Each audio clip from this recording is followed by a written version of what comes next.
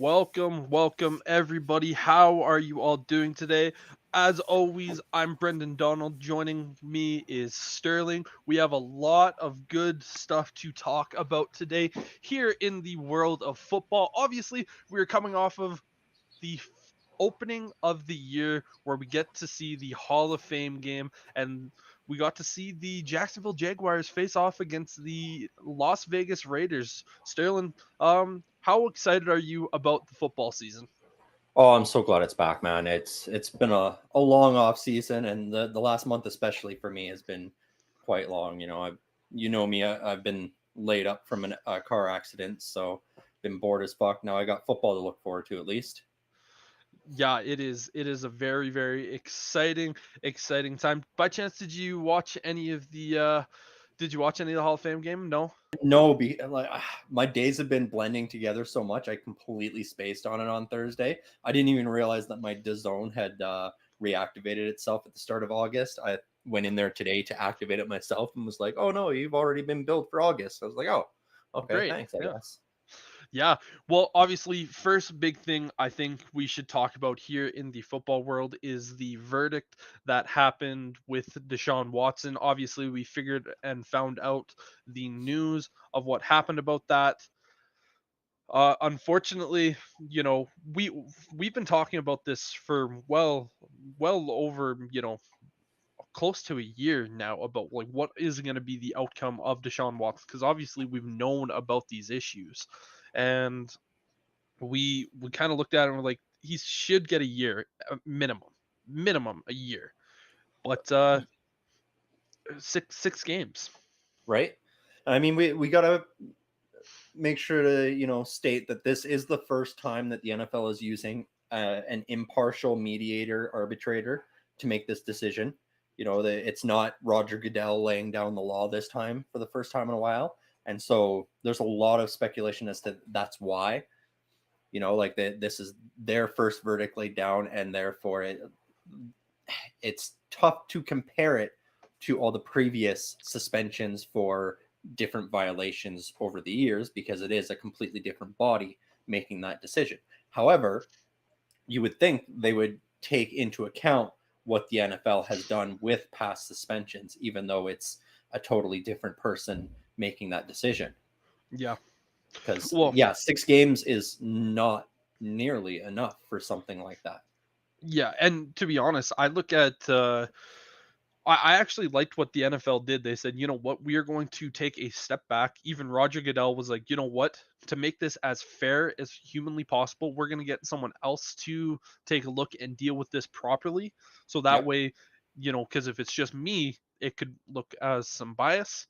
But if we have someone who's not involved with the NFL take a look at this properly, you look at it and go, yeah, like this seems fair. But then the kind of the issue with that is the lady who was doing this. I'm forgetting her name off the top of my head, unfortunately, but she looked at the situation and went, this is an act of sexual assault, non-violent sexual assault. And if Yep. we look at what the NFL has given out for suspensions regarding this category, the most we've ever seen was a 3-game suspension.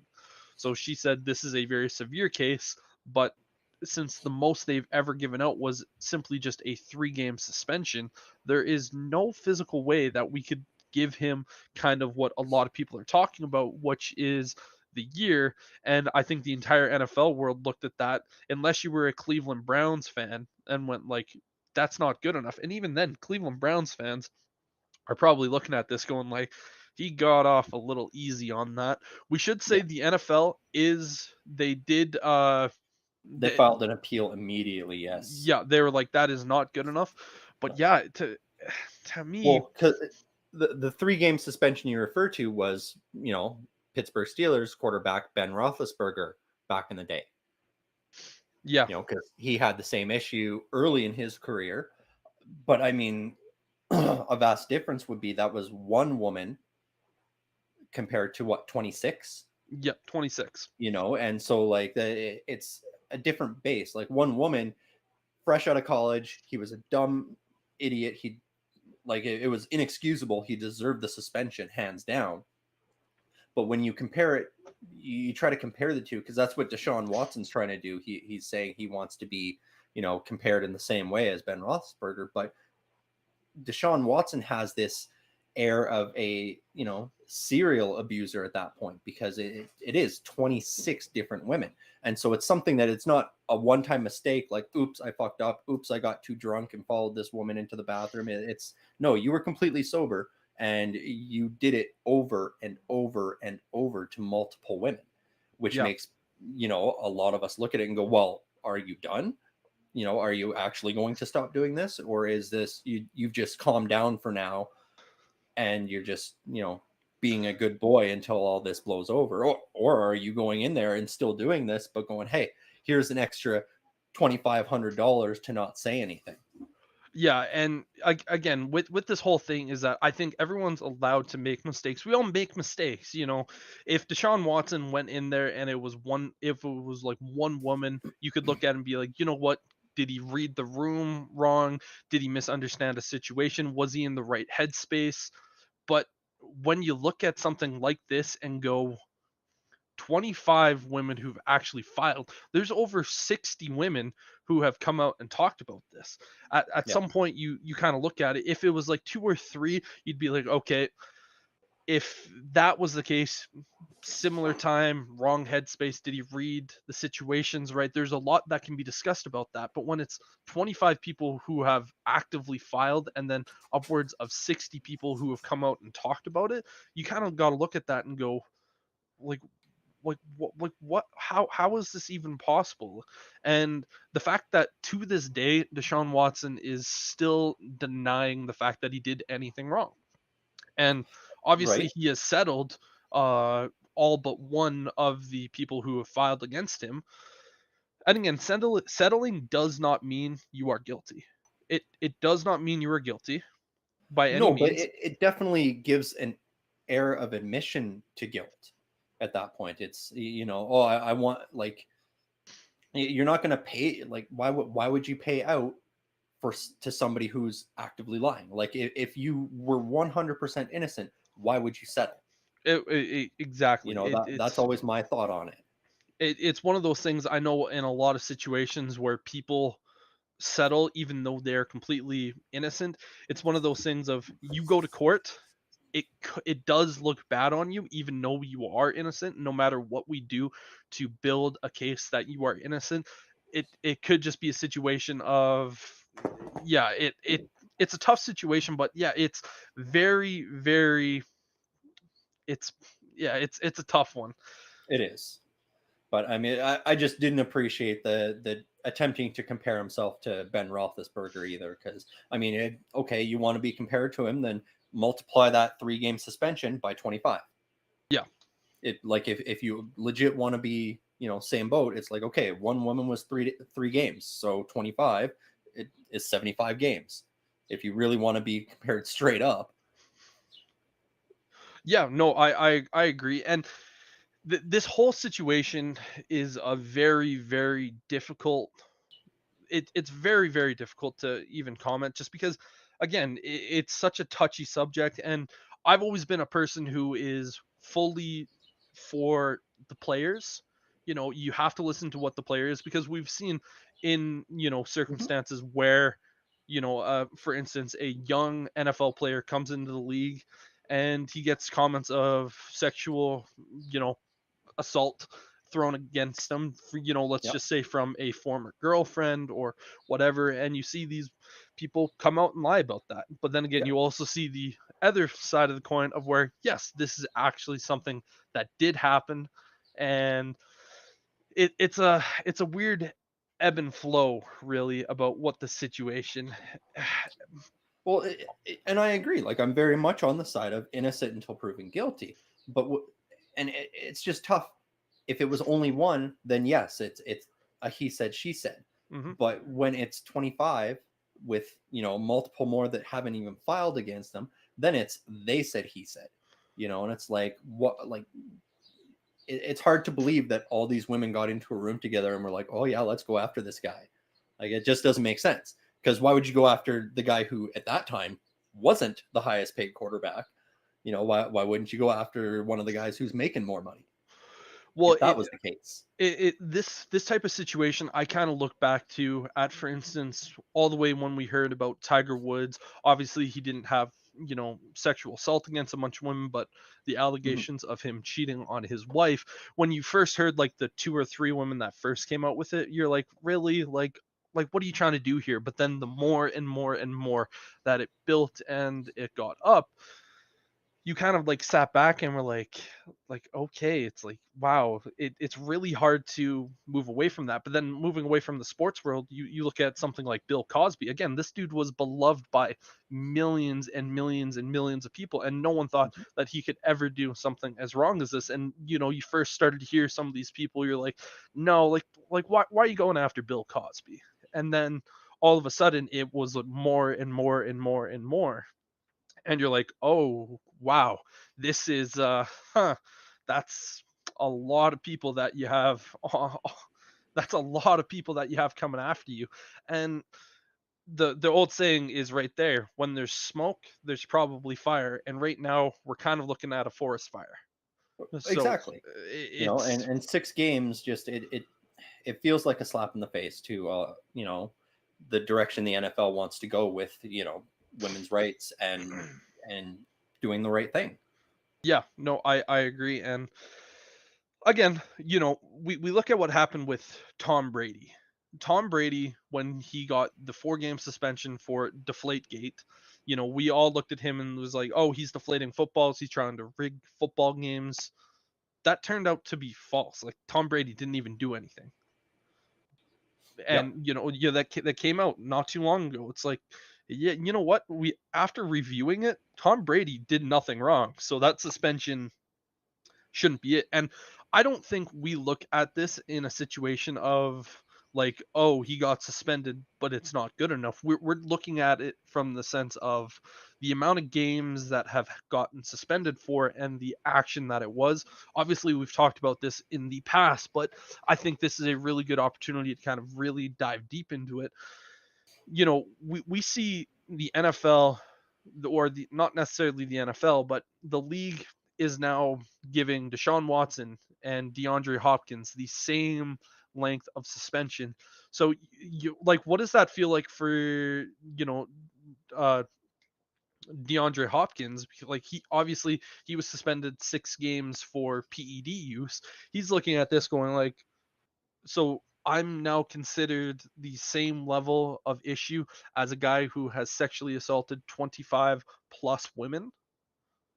Like, and then you look at a guy like Josh Gordon, a guy who is so immensely talented. Like, back in 2013, he led the NFL with 16 or 1,646 yards, 9 touchdowns in only 14 games. The dude was just so immensely talented. And then, of course, it just marijuana suspension, marijuana suspension, marijuana suspension. And you're like, really? Like, he's getting, Mhm. suspended years because of that issue, and you just sitting back like really, guys? Like, how are we, like, how is this fair? And Well, yeah, like so you get a longer suspension for smoking weed than you do for assaulting women. yeah, and it kind of gets to the point now where you're like, oh, if I only sexually assault 15 women that file a lawsuit against me, does that mean I only get a 3 game suspension? Right. And Or if I only assault one, is that only a 3 game suspension? Or is it only 1 game now? or like, it's kind of looking at it like, how many women can I properly sexually assault before they actually hit me with a game suspension? Because it just feels so wrong. Like, you're just looking at it like, really, like, how are we not getting a year? And now the NFL is in such a pickle because you know they're appealing the verdict. Yeah. They want a year plus. uh and if the NFL does give them Deshaun Watson a year, the NFLPA is going to fight that, and that could potentially mean that Deshaun Watson at the beginning of the year, while this entire situation is being fought, he can still be playing. Yep. And the NFL doesn't want that, because then it looks really, really bad on the league itself. Funny enough, I was talking to one of our union workers because I needed to know, because recently he said to me, obviously with our work we're going through a lot of union battles and that kind of stuff, so been in very close contact with our union rep, and he said to me at one point, he goes, no matter what happens in this warehouse, I'm going to fight for our guys and Yeah. really make sure. And it got me thinking, and I asked him, I was like, if a guy went up and he had a lawsuit of 25 women filing against him for sexual non-violent sexual assault, and I was like, would you protect that? And he kind of stopped and he looked at me, he's like, I would, but I wouldn't be necessarily happy about it, because we're trying to save, and that's what the NFLPA is doing. And it's just one of those situations, you're like, you just feel so bad for the NFLPA because they're trying to fight for their player, but at the same point, they're fighting for just such a horrendous cause. And no, this entire situation has just been such a mess up, and it is just uh It's unfortunate. It's not what any of us want to be talking about. That's the no. problem. But it is the biggest headline in the NFL right now. And that's what the NFL didn't want.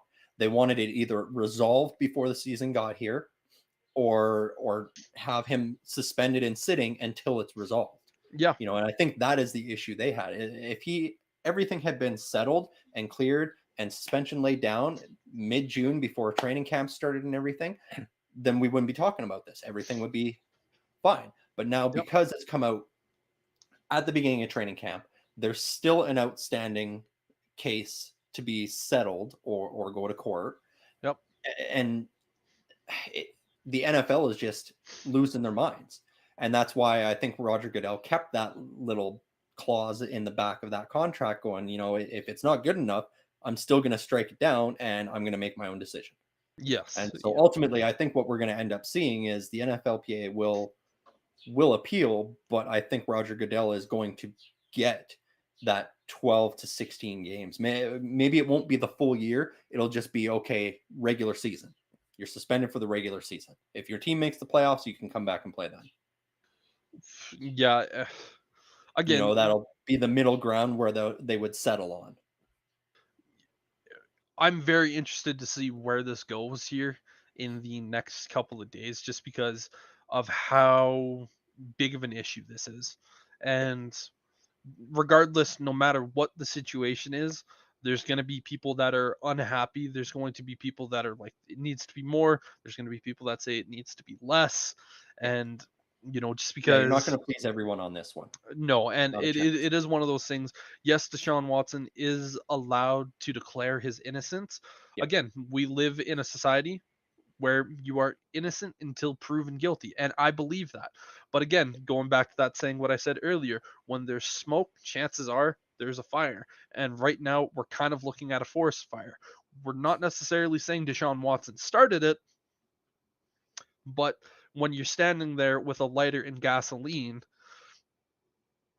Yeah. you know, again, yes, he's allowed to declare his innocence. You know, is he innocent? Maybe, maybe not. But this is a very, very interesting situation. But moving on from that, Yeah, talking let's get about to some happier stuff. yeah, let's get to you know some training camp stuff. So, Sterling, what are you hearing? Obviously, out of Steelers training camp that is either you're liking or disliking. Like, what are you hearing out of Steelers camp? I haven't heard a whole lot of dislike. I mean, there were a couple incidents last week where the defense is getting after some of those rookies, testing out their mental strength and whether they're going to be Steeler tough or not. There was one day where I guess T.J. Watt was getting after Calvin Austin and really roughing him up a little bit and shoving him back down to the turf just to see. And little man got back up and got right in T.J. Watt's face, Good, but good, unlike last season, it didn't turn into a fist fight like it did between Chase Claypool and Minka Fitzpatrick, which was good. I was happy to see that because that's all it is. It's really just going, you play in a tough division, man. You're going to be getting shoved down to the turf if you're only 5'9". Even if you're 6'5", you're going to be getting laid out sometimes. So Well, you got to hell. be able to stand up for yourself in that AFC North division. You got the Ravens, you got a tough Bengals team. It's going to be a rough season. Well, Can you? those Steelers Bengals games for years were literally Yep. you would just simply watch that if you weren't a fan of it, just to see the bloodshed between those two teams. It's one of those things of like the Bears and Packers, they have a Mhm. rivalry, they don't like each other, but the Bengals and Steelers, they actively go out there and try to hurt each other. Like the Yeah. Bears and Packers, they've had this situation of like we've been a rival for 100 years. We don't need to try to kill each other. We're just trying to best each other at this point. It's like those two teams are literally, I'm going to kill you and we're all going to be happy about it. Well, honestly, that's how it is with a lot of the teams in the AFC North. Is they all look at Pittsburgh and they go, "Man, we are sick of you guys being on top of this division for so long and so consistently that every team sets their sights on knocking the Steelers down," which Yeah. is fair. They should. That they should want to be number one, And the Bengals now are in a position where they can really declare that, and it's the truth for the first time in ages. Because even the couple of years where the Ravens were able to say it, it was like, well, you only barely beat them out, and then the next year the Steelers come out and sweep you, and so it's good to see that in training camp though, because that defense has a huge chip on its shoulder this year. Um, they're going into the season feeling like they were disrespected last year, and they gave up a lot of rushing yards. They need to prove themselves this year, but they're coming in feeling like they should be considered one of the top defenses, if not the top defense. And so they want that offense on the other side of the ball to be able to stand up to that. They're like, we're going to be shutting these teams down. We're going to be getting you the ball back. We need you to be tough enough to then drive it down the field and score points. Yep. You're going to be winning the games for us. We're going to be saving the games for you. And so it was good to see, some of those young guys standing up. I would have loved to see TJ Watt get up in George Pickens' face like that. That would have been an interesting face to face, instead of Calvin Austin. But that was good. And then the offense, it started out shaky, which I think everybody in the league expected. Trubisky coming in fresh. You got Kenny Pickett, who hasn't really seen a lot of reps yet this training camp. They're really making it a battle between Mason Rudolph and Mitchell Trubisky, and giving Trubisky every opportunity to win that starter's job. They're like, if you're not our starter, it's because you didn't do well enough. And Yep. those first couple of days, it was looking rough. He was throwing interceptions, he was getting flustered, dropping the ball. But the last couple of days, he's been on the mark. He's been throwing good touchdown passes. He's been making good reads. He hasn't been making bad decisions and thrown into extra coverage, which I know you are always on Trubisky's case for. And Yep. it's looking good. It looks like we've got our first team offense sort of set up, barring any, drastic injuries or insane things. They've got Johnson, who just got re-signed. We'll talk about that later. So they got Johnson and Pickens as our 1-2, and then they're keeping Claypool in that slot position, which I think is sort of offset that we only have one real star tight end.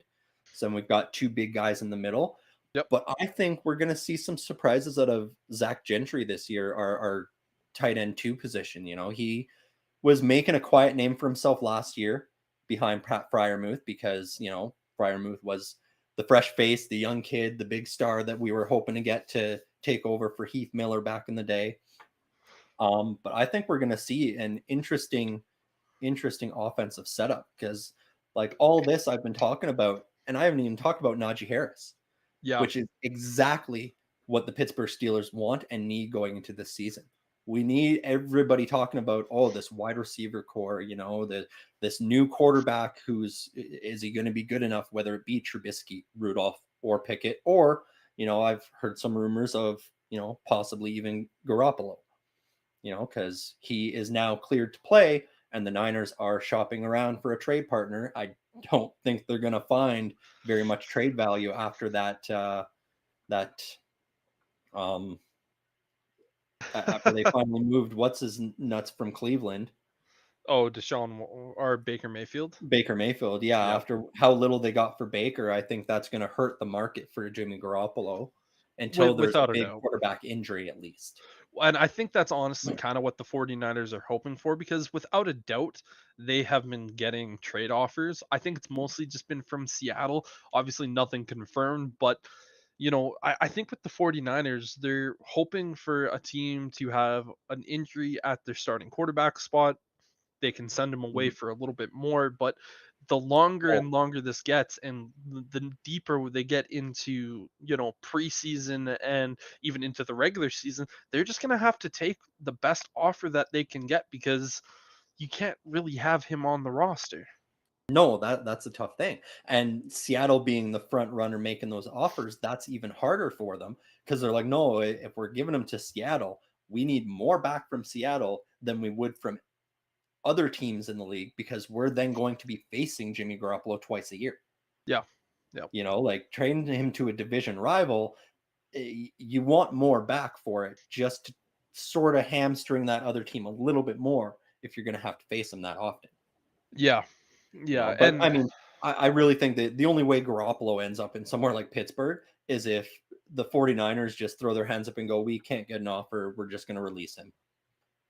And even then, do you look at does Pittsburgh even look at him as a legitimate option? Because obviously, one of the reports that I heard is that your guys' OC Matt Canada, he said Mason Rudolph has a really really good shot at winning the starting quarterback job. And obviously, he's been there for what 5 years at this point. He Yep. knows Matt Canada. He knows his offense. We've seen him in starting situations. Is he the best quarterback in the league? No. Is he the worst? Also, No. no. And the fact you guys did spend a first round pick on a quarterback this year. Granted, it was the 20th overall pick, but still, Mhm. he was the first quarterback taken in this year's draft. So, to me, I kind of look at the Steelers like they're kind of done with. I personally think with quarterbacks, and plus they drafted a quarterback in I believe the seventh round, sixth or seventh round, Yep. and so they have four quarterbacks. They're only going to carry three. And it's one of those situations of why would the Steelers bring in Garoppolo? But I think again the 49ers are more or less waiting for a starting quarterback to go down in preseason. We see it every single year where a quarterback gets hurt, whether it's in practices, whether it's in a preseason game. But we see it every year. One quarterback typically goes down, and so the Yeah. 49ers are waiting on that. Uh, yeah. Yeah, So I think the only way Pittsburgh goes after that is, I mean, you got to look at it as Trubisky, Rudolph, and Pickett all are unproven. yes. Like you go into the season with any of them and you go, okay, we we hope to have a good shot, but we don't know for sure we have a good shot. Whereas Jimmy Garoppolo is already proven that he can take a team even while injured to the playoffs. Yep. And especially in a similar style offense to what Matt Canada is trying to run. Quick passes, play actions, which is sort of Jimmy Garoppolo's bread and butter. Yep. And so it would be a good fit if upper management looks at those three guys and goes, none of you are going to be the guy that can win this division or get us to the playoffs, Yeah. because Yeah. ultimately that is the goal every year in Pittsburgh. It's not to do our best, it's to get to the playoffs, to win a Super Bowl Yep. every year. Yeah. There's teams out there that are just like, no, we just want to sell jerseys. No, we just want to sell out our stadium seats. Pittsburgh's, it's championship, championship Yes. or bust. If we don't win a championship, then the year was a failure. Don't care if we go 12-5. You win the division, you win the conference, but you don't win the Super Bowl. It was a failed season.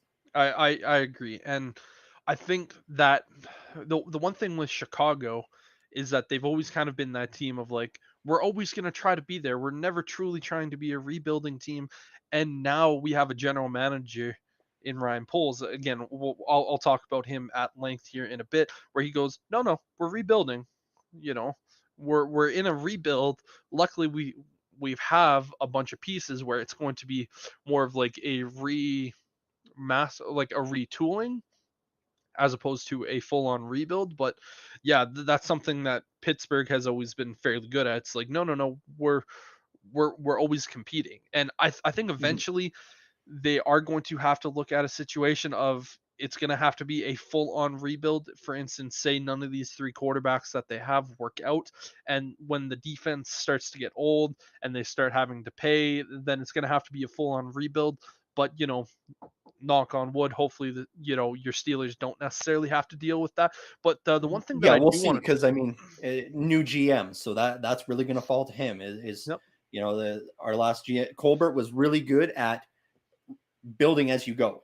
yes, Not getting yourself into a position where you have to do a full rebuild. It's like, okay, these positions are coming up. We're going to need to do something, and it's build as you go so that you're competitive every year, which is very difficult to do in the NFL. Not very many teams are able to do it. There's only a handful, really, 5 or 6 that have been able to consistently do that every season. yes, agreed. But yeah, going back to the Steelers, I really like where they are with their wide receivers, because obviously they had Deontay Johnson and the deal that he signed, which was a really, really good deal here. Just kind of taking a look back at Oh, a steal. well, yeah, he signed a 2-year, $36.71 million extension, which is about $18.3 million a year for the next 2 years. And I really like that because what they're doing is they're saying we're not fully committing to you Yep. long term, but we're still going to give you money because you know what? We want to keep you around.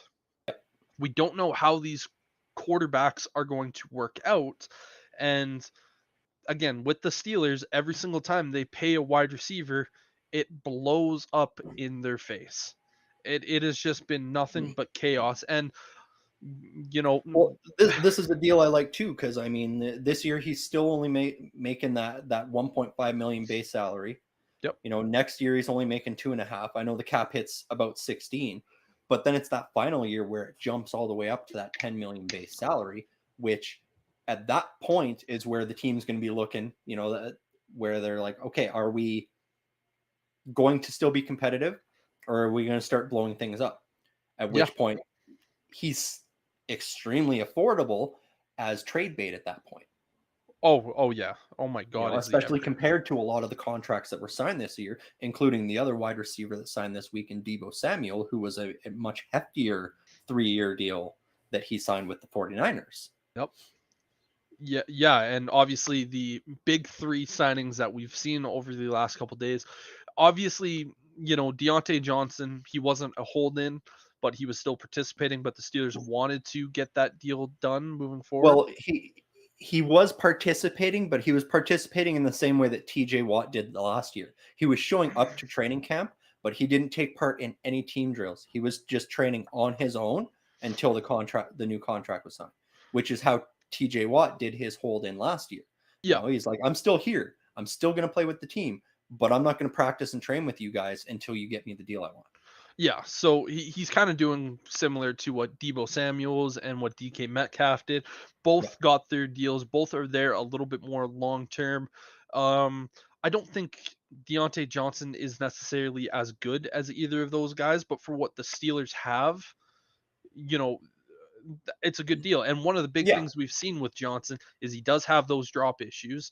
And so I think that's another reason why they didn't give him that massive contract long term, because it's like if you still have those drop issues, Hmm. we can't really keep you around because if yeah, you might be great and you catch 7 out of the 10 passes, but you drop those 3 and those 3 are really key drops, Yep. what's the point of keeping you around? Hmm. And this is the year for him to prove that he's a top receiver. Because yeah, he's not as good as those guys, but he has the potential to be. Yes. This is the first year where he is truly going in there as the number one guy, and there's nobody really that can unseat him from that position unless he fails. Whereas Yeah. last year, if Juju Smith-Schuster had stayed healthy and outperformed Deontay Johnson, he would have taken that number one spot from him, Yes. because they Yes. they were competing back and forth for who's the number one guy on that receiver core. Whereas this year, it's really defined that Chase Claypool is the slot guy, Yes. and then Everybody else behind Deontay Johnson for that wideout spot is a rookie or an older veteran who was sort of just brought in to cover injuries. Well, yeah, and that's just the thing is that with that Johnson deal, they've looked at him and said, "We drafted two rookies here, one in the Yep. second round, and I think it was one in the third or fourth Fourth, round, I think. fourth." Yeah. And it's like Pickens was billed as one of these guys who has the potential to potentially be the best wide receiver out of this group, but he has a bunch of red flags. Does he really commit? We need to see where he goes. It's a beautiful Pittsburgh type pick at wide receiver of like really, really talented, but has some, red flag potential. Then we obviously see Calvin Austin the third, who is just a speed demon. Like Yep. this is a guy that you put out at the wide receiver position or at the wideout spot and just go, you are just going to run as fast as you possibly can down the field. We're going to throw you the ball and we'll see what happens. Well, And not only that, for Matt Canada's offense, he's also the guy that they're going to put out there and go, hey, look, you got big guy Chase Claypool and big guy George Pickens blocking for you when we throw you this wide receiver screen. yep. So they're going to hold on to those first two guys. You got to make the next two guys miss, and you could be gone. Yeah, and so yeah, looking at Pickens or not Pickens, Johnson, it's like you really got to perform because we brought in two guys here that we're planning for the future with these two guys. Yep. If you are there with these two guys, great. I don't think the Steelers are going to be committing to Chase Claypool because there was another report that I heard. I don't know if this was actually legitimate, but the Steelers were working on a 2-minute drill and Claypool caught a pass for a first down that was really good, started dancing again. They ran out of time. Yep. And you're just sitting back like, how has that not been absolutely beaten out of him at this point? Like legitimately beaten out of him because he did that in a game where the Steelers lost because of that. He's Yep. doing that in practice. And again, practice is one of the most important times for players to improve and get better. And if he's still doing that, for a fact he's going to do it in a game. Yep. Exactly. And I mean that's going to create a big opening for George Pickens at that point. Yes, I agree. Very, very, very interesting. Obviously, Najee Harris, he's Najee Harris, big, Yeah. physical, speedy back who can And I just think they do it know what all. they've got with Najee, and that's why we're not hearing a lot of him out of training camp. Yeah. Because they're like, you know what, we know he's going to be getting the ball a lot this year. We're not going to utilize him a lot through this training camp. We probably won't see him very much through the preseason either until the final week. You'll probably see him, First I, quarter. I'd say you're probably going to see him throughout the entirety of preseason, maybe 10 series. Yep. Yeah, but they're not going to overuse him because they know that he is going to be the workhorse again this season. I think for the Steelers going into this preseason, the big thing that they're going to work on is, in my opinion, they are going to throw the ball a stupid amount in the preseason games just to really test these young wide receivers and to test these uncertain quarterbacks. Because again, with Trubisky, you know, did Matt Nagy kind of hamper his ability? Yes, but we saw him even when you're on the field with bad coaching, you can still make, you know, gold out of shit. Like just look at what Yep. Justin Fields did with Matt Nagy when he faced off even against your Steelers. Like he was getting no help from the play calling and he single-handedly almost made the Steelers lose that game. Yep. And he took that big hit from I think Minka Fitzpatrick and he just kind of stood up and fixed his helmet, looked at the Steelers defense and said, "Guess what, boys? You're now my bitch." Yep. And he really did make that Steelers defense, which was a top 10, maybe even top 5 defense, look silly. Yeah. Well, especially in the passing game, they were one of the top defenses. It was that run game that hurt them last year. Yeah, yep. And so again with Trubisky, obviously being a longtime Bears fan, I got to see him not do a lot. and with Mason Rudolph, again, like what we said earlier, is he the best? No. Is he the worst? No. You really want to see Kenny Pickett because what he did for Penn last year or for Pittsburgh last year was really, really good. Mhm. So yeah, it'll be very interesting to see what continues to happen going forward for that Pittsburgh offense. Yeah, and Rudolph is good, and I do believe he is competing for the job. But I also think that a lot of the positive comments coming from management is also just sort of trying to stoke up the fire for a trade opportunity. Maybe very, very Because I well mean, possible. I agree that they're going to go in with three quarterbacks, but I don't think those three are going to be Trubisky, Rudolph, and Pickett. It's going to be Trubisky or Rudolph. Pickett is the number two, and then I can't remember his name. The guy that we took in the seventh round is going to be you know, the third string slash practice squad quarterback at that point. Yeah. And I think they would move on from the other one just because you don't want any real animosity between your quarterbacks during the season. Well, yeah, You know, that old saying, if you have two quarterbacks, you really have no quarterbacks. And and unfortunately for the especially if Steelers, they Rudolph, have three. yeah, and if Rudolph is performing this well, then that gives the Steelers the opportunity to go to some of these teams that are looking at Garoppolo and going, well, we have a cheaper option Who's who might healthier. be just as good and is healthier. Yeah. Because with And Garoppolo, so he hasn't thrown a ball all off season. So though yeah. he has been cleared now, he has been cleared by doctors and started practicing this week. So Well, that's good. yes, so he'll be throwing balls pretty quick. Yep. Yep. But I would still rather have a guy who's been throwing the entirety of the off season as a Yeah. guy who, we've seen what Jimmy Garoppolo can do. And yeah. Oh No, yeah, no. I mean that's pretty much how the Steelers training camp has gone so far. I've seen lots of good, very little bad, which I like to see. Yep. You and I have talked about it. I tend to watch the training camp a little bit more than the preseason in past years. This is the first year in probably 15 where I'm actually curious to see the preseason because I don't know going into the season what my team on offense at least is going to look like. I know what our defense is, but every year prior, it's like we know going in it was Ben Roethlisberger's team. It's going to be a tough, pounding offense that is going to stretch the field with deep passes. Last year we didn't have that because Ben just couldn't get the ball down the field that way. Yep. This is the first time where I'm like, I don't know who our quarterback's going to be. I don't know how he's going to look. I don't know how I feel going into week one of the season. So I'm actually interested to watch the preseason for the first time in years because every other year it was just, I know what our team's going to look like. I'm just praying for no injuries during preseason is all it was. That's what we And can all so, hope for too. so Yeah. far, so good with the season getting ready to kick off for me in Steelers camp. How are your Bears looking? I haven't heard a lot out of Bears camp yet this year, so I'm curious to see what they're doing. Yeah,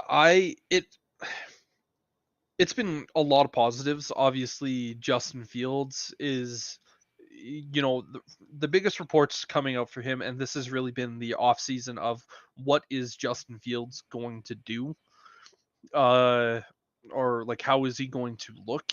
And obviously for Fields, they've said he's only had one bad day, but he hasn't had a day where it's been like elite level day.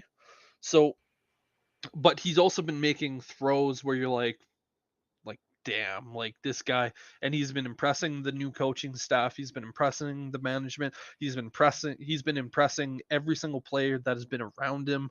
So it's good. Again, everything that I'm hearing from the wide receiver room is, Darnell Mooney, Cole Kmet, our two leading receivers last year, again, like they are just without a doubt the number one targets for Justin Fields. And they're looking really, really good chemistry wise.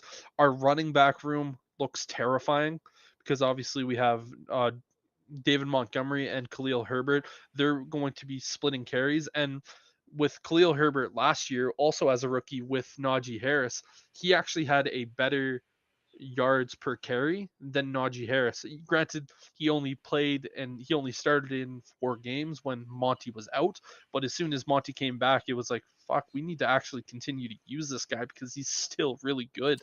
And the Bears brought in a Titans running back and a Titans fullback from last season. I'm really really excited to see the Bears bring a fullback back. I'm a big believer in the fullback in a running game. It helps your running back out so much. Uh, That is an excellent fullback as well. He is a great blocker. yeah, Watching and him. he's I mean, he's great been out of right. He's been blocking for in Tennessee for the last couple Derrick of Henry. seasons. Yeah. Yeah, for Derrick Henry, and like that was a steal for you guys for sure. Oh, I was so happy to pick him up. And then Mhm. we drafted a running back, Tristan Ebner, out of Baylor, who I really, obviously, me being a Baylor Bears fan, I know I got to watch him quite a bit. And dude is quick. Dude is quick. Like he made a move on the in scrimmage yesterday where he took the ball 60 yards because he just ran by everyone, and it was like, all right, well, he's gone. Cool. Nothing we can really do about it. And so the Bears legitimately are going to be walking in with a 4-man running back roster with a fullback as well. I'm really, really excited to see that because obviously this team wants to be more of a running team.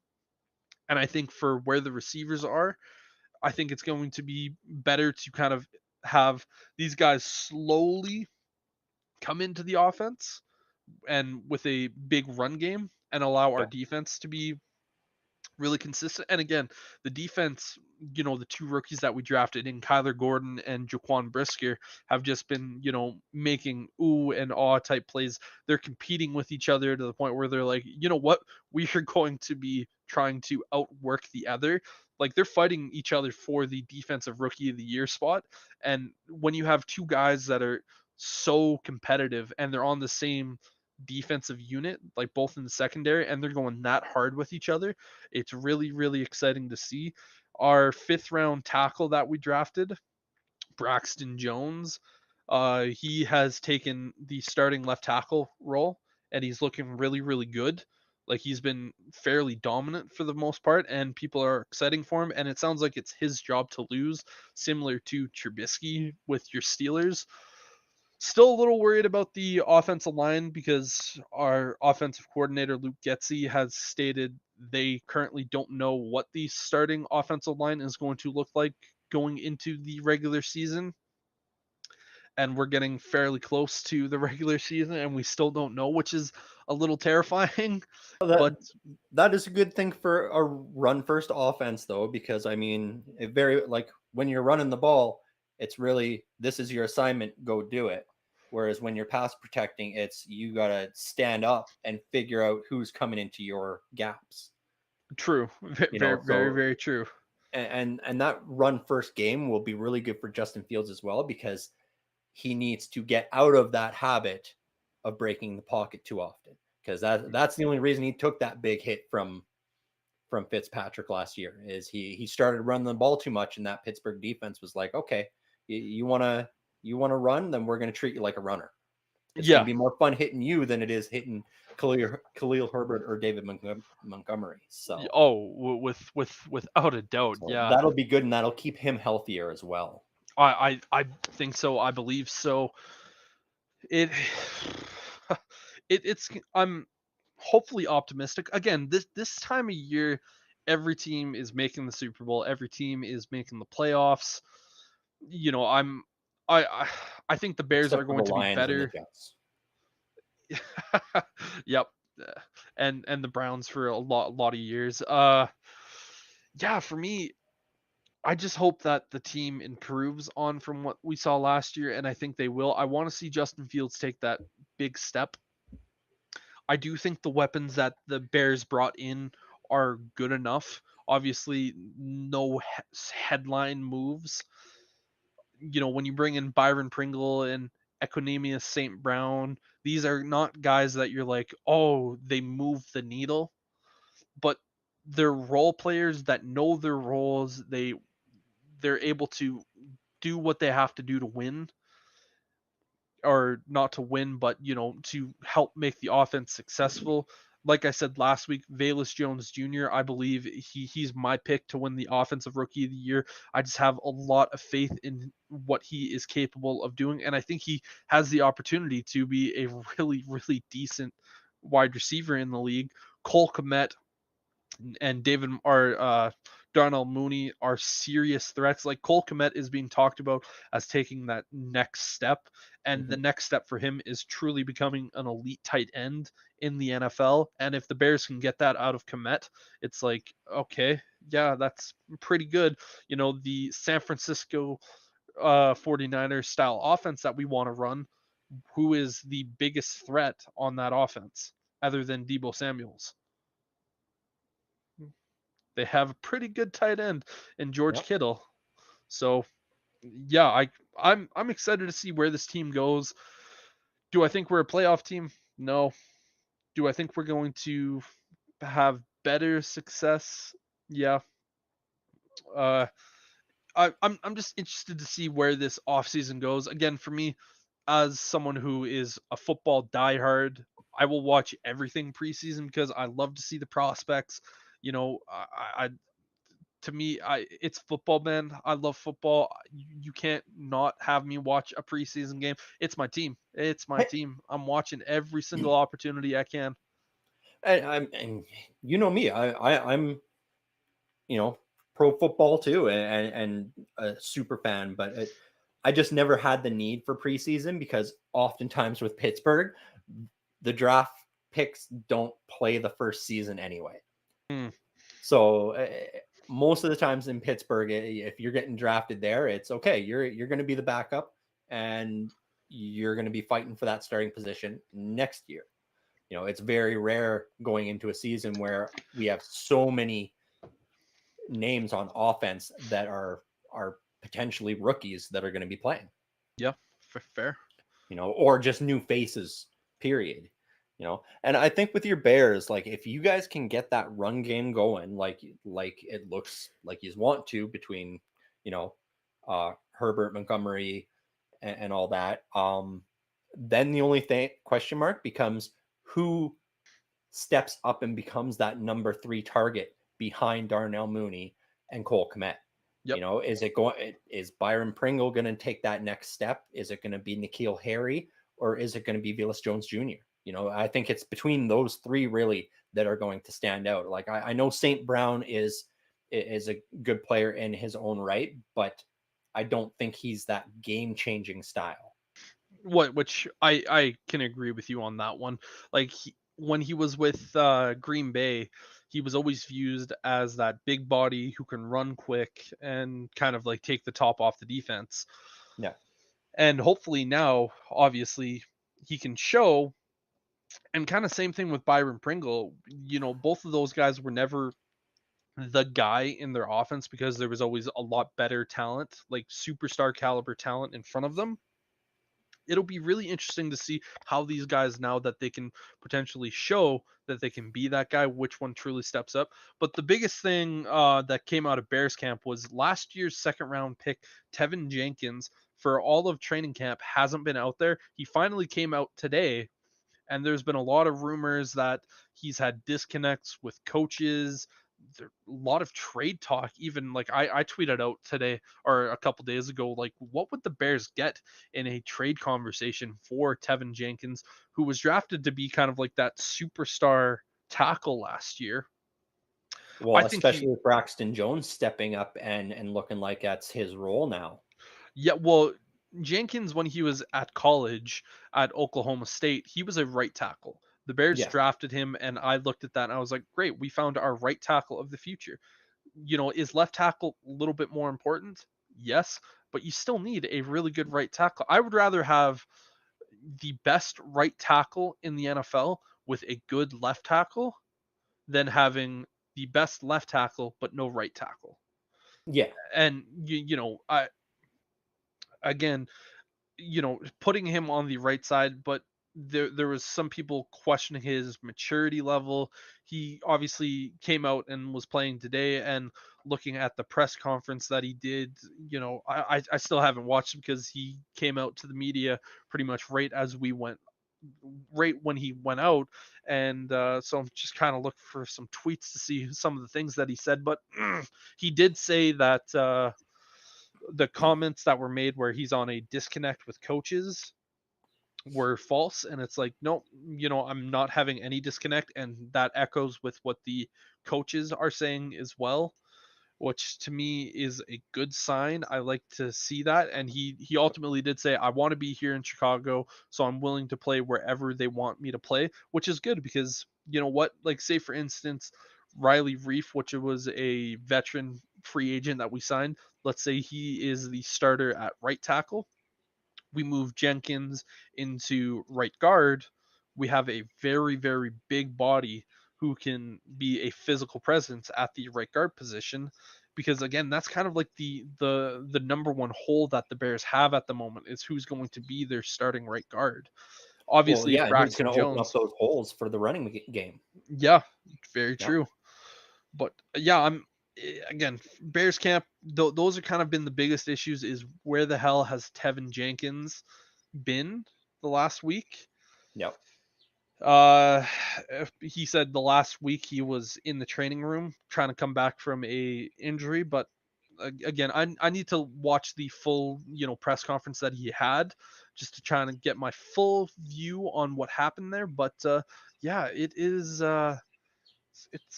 very interesting to see. Obviously, we brought in N'Keal Harry. He's been fairly entertaining to watch, to say the least. But yeah, that's kind of what the Bears training camp is looking. Yeah, it's good. And I mean, if they do end up deciding to move on from him and trading him away with the philosophy this new Bears management seems to have, I would imagine you'll get a couple of mid to late draft picks for him. Yeah, I don't want to Which move on from him because I would no, rather have the tackle. But yeah, I agree with you.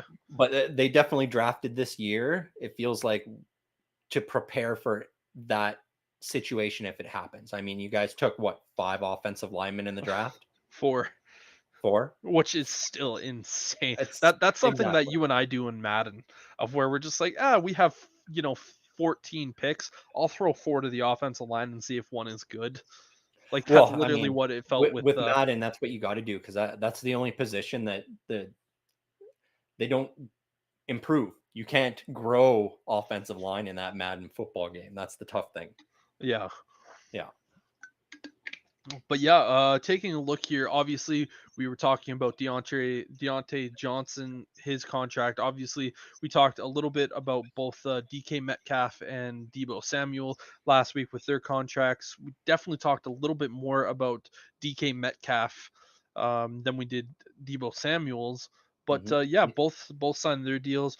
Obviously, there's still kind of two hold-ins that remain, both on the defensive side, one in the AFC and one in the NFC with Roquan Smith. Again, we talked about that last week, and Derwin James.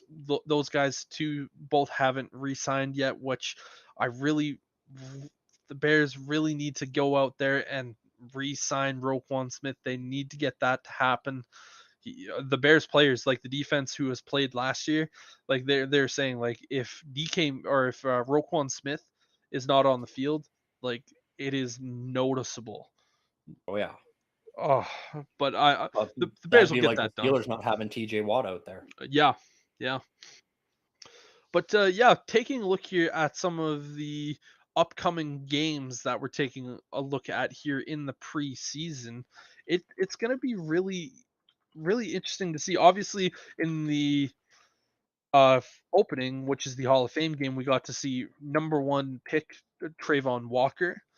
He kind of walked out there, got his first sack in the NFL, and even then, it wasn't really that impressive. Like he was able to just kind of go up, make a move, and then I forget who the Raiders quarterback was on the field at that point, but he literally just walked into the arms of Trayvon Walker, and it was more of a, a sack from the quarterback perspective, like he sacked himself Yeah. as a uh, on that play as more as Trayvon Walker.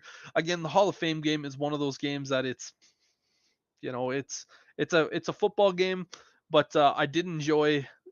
Like I read a tweet that said, yes, the Hall of Fame game is going to be who's this guy? Who's this guy? I've never heard of this guy. This guy's never going to play again.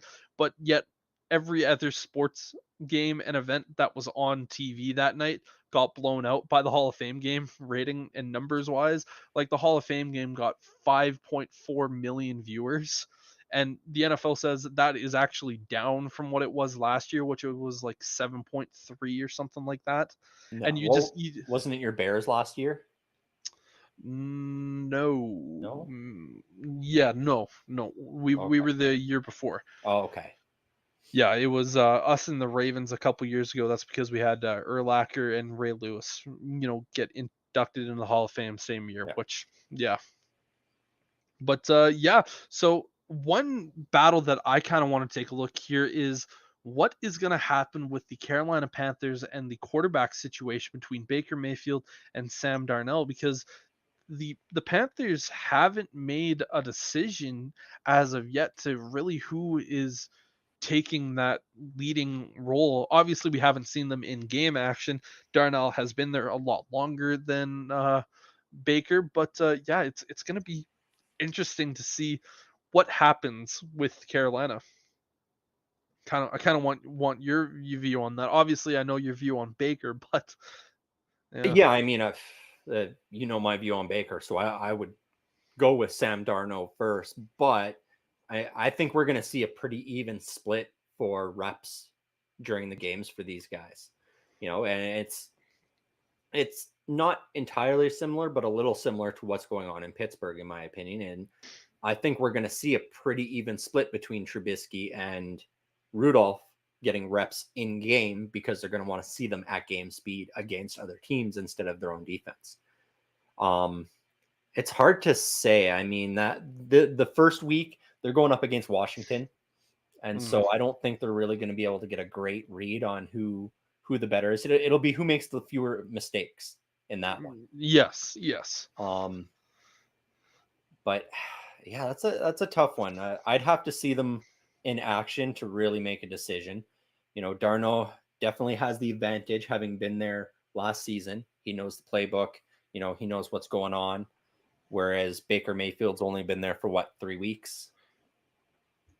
And Yeah, so I'm about sure about that length. Mayfield's probably going in there with a limited playbook at this point, Yep. where he's only going to have a few plays that he can draw from to really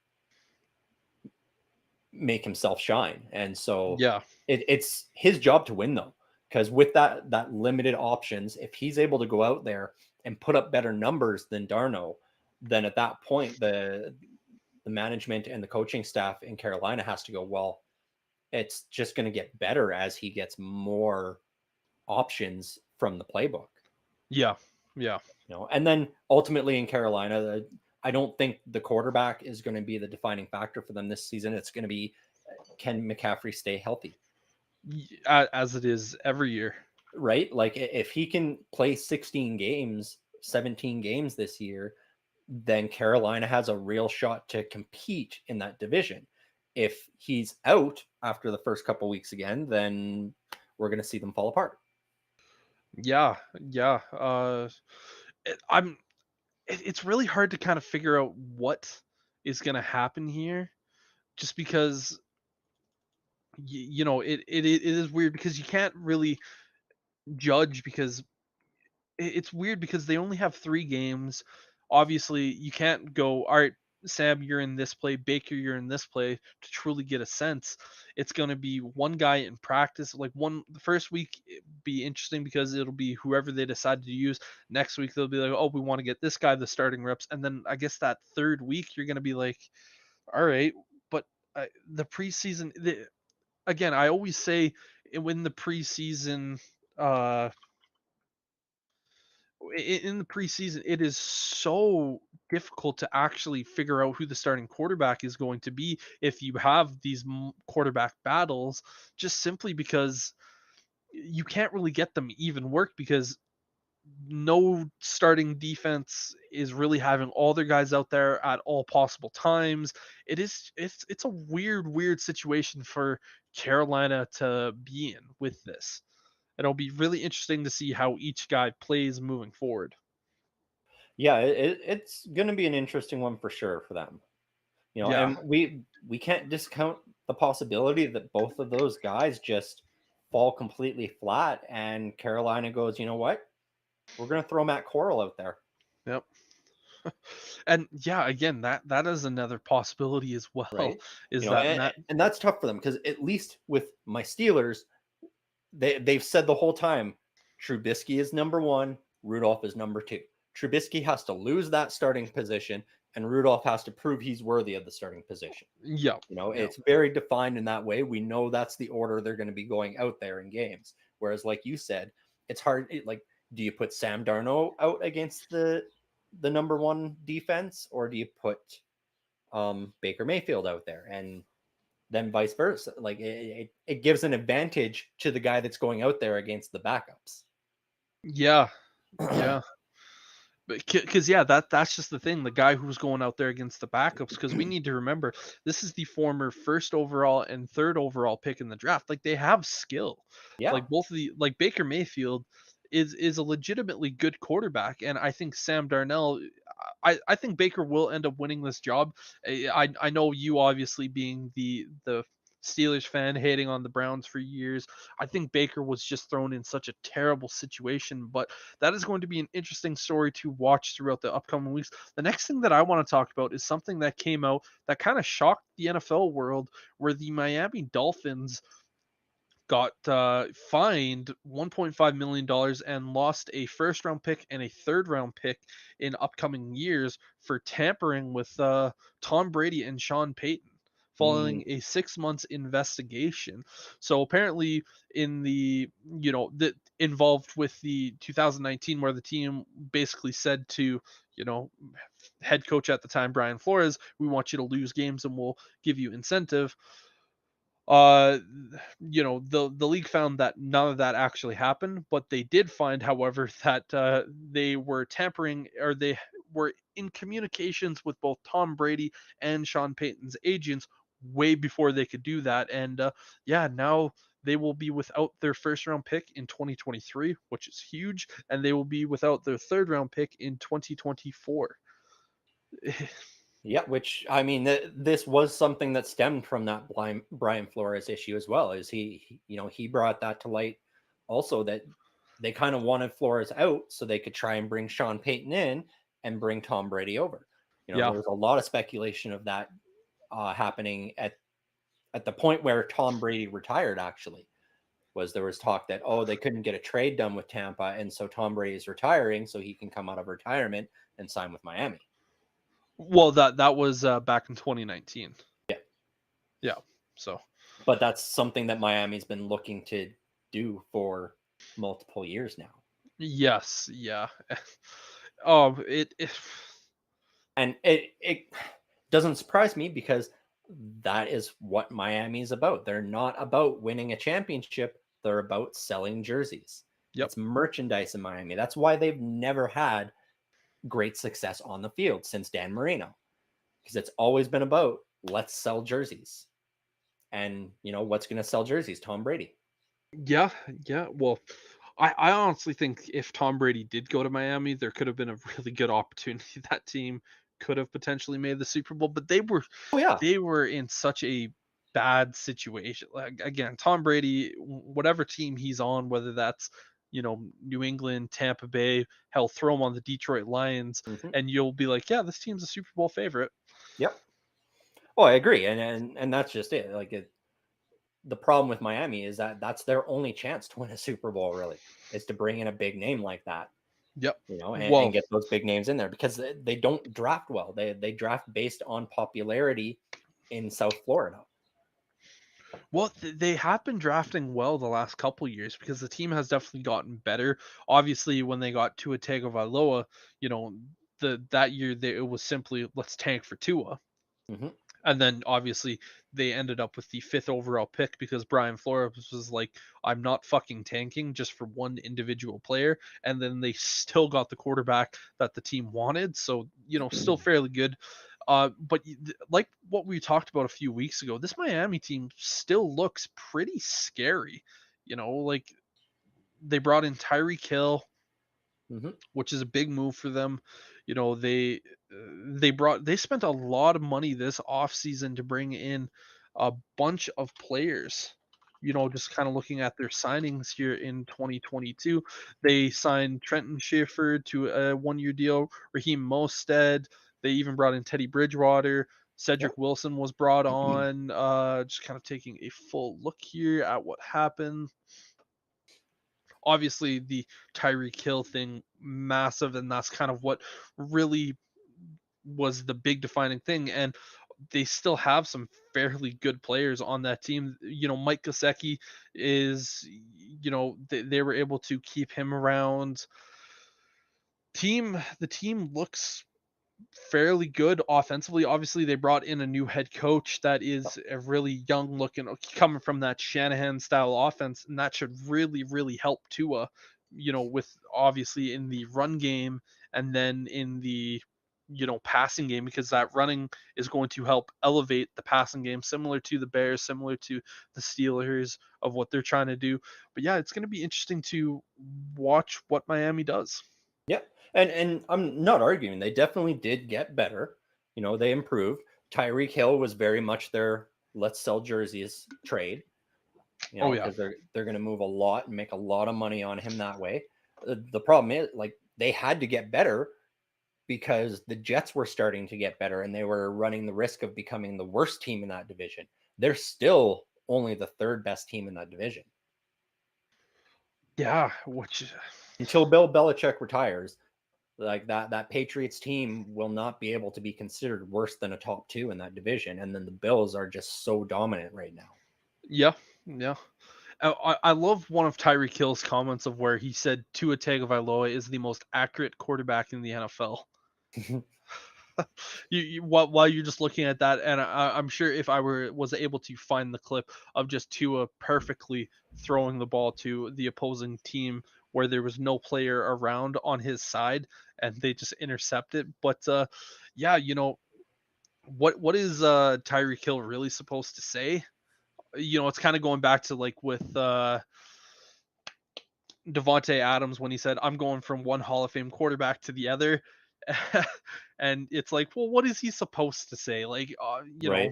like I was this going to new go even quarterback. further back and age myself a bit and go that it's like Terrell Owens crying and going, "That's my quarterback." Yeah, all those. Yeah, it's like, what are you supposed to say? It's your quarterback. You're supposed to be gassing him up, and Well, yeah, you know, you got to, or else he's not going to throw you the ball. right? Yeah. But it's kind of like when we talked about that Tyreek Hill situation when he did get traded from Kansas City, it's like imagine going from Patrick Mahomes, who's one of the best, he's a top 3 quarterback in the NFL, to Tua Tagovailoa, where you're definitely looking at him going, he is not a top 3 quarterback. He's not a top 5. He's not a top 10. He's not a fifth top 15. It's even in that top 20 category, and you're like, like it's like watching a child throw the ball versus a professional football player. Yeah. It's kind of what the comparison felt to, and very, very interesting. It just makes me laugh. But yeah, unfortunately we did not get to see that Derek Carr Devonte Adams connection in the Hall of Fame game. They were never going to play. you know No.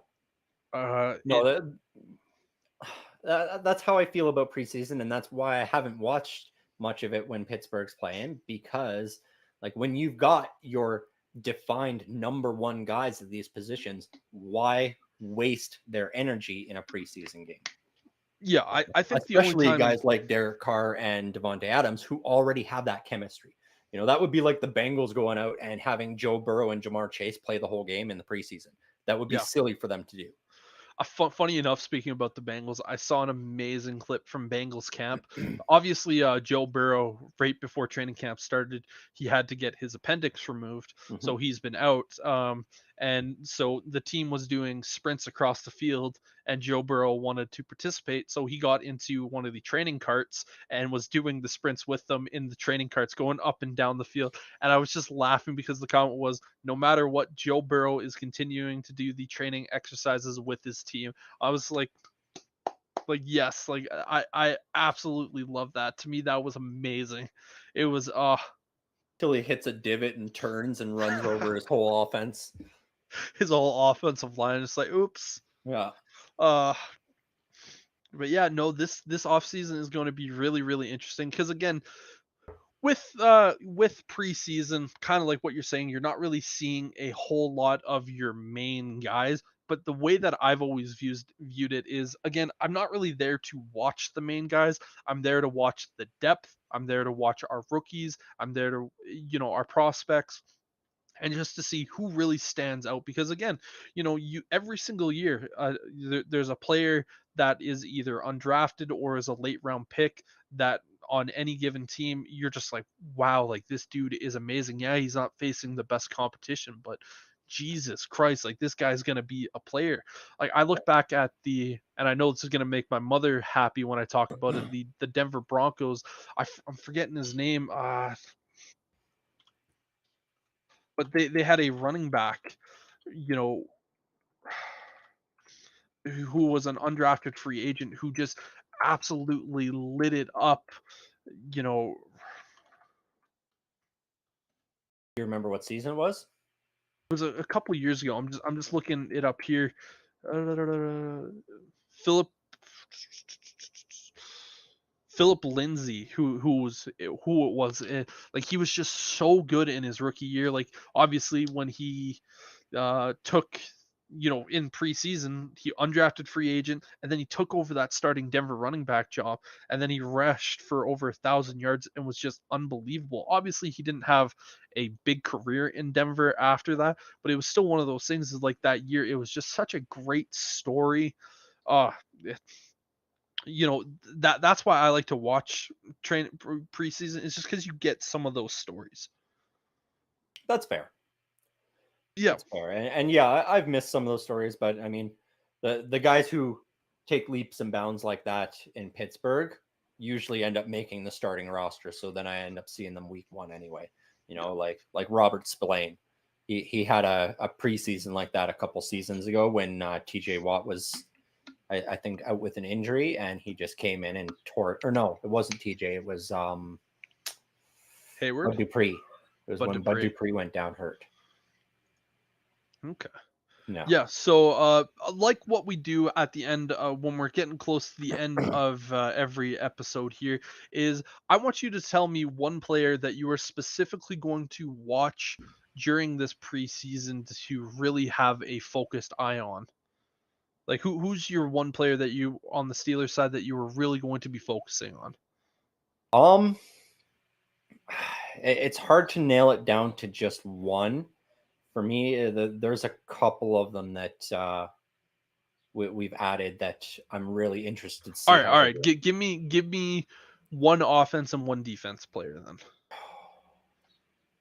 Okay, give me two. Give me two. Because Yeah, even because I mean, offense, it's the quarterback position I'm watching just to see, and then that offensive line. I don't have any specific players there. On the defense, it's Levi Wallace and Miles Jack. yep. Yeah, that I'm really wanting to see, and then that defensive line, between DeMarvin Leal and Isaiah Loudermilk. Okay. Yeah. Yeah. Any rookies that you're particularly hoping for? Obviously, Kenny Pickett. You want to see how he's going to be playing, but That and DeMarvin Leal. to Marvin Leal. Yep. Yeah, the defensive end we drafted.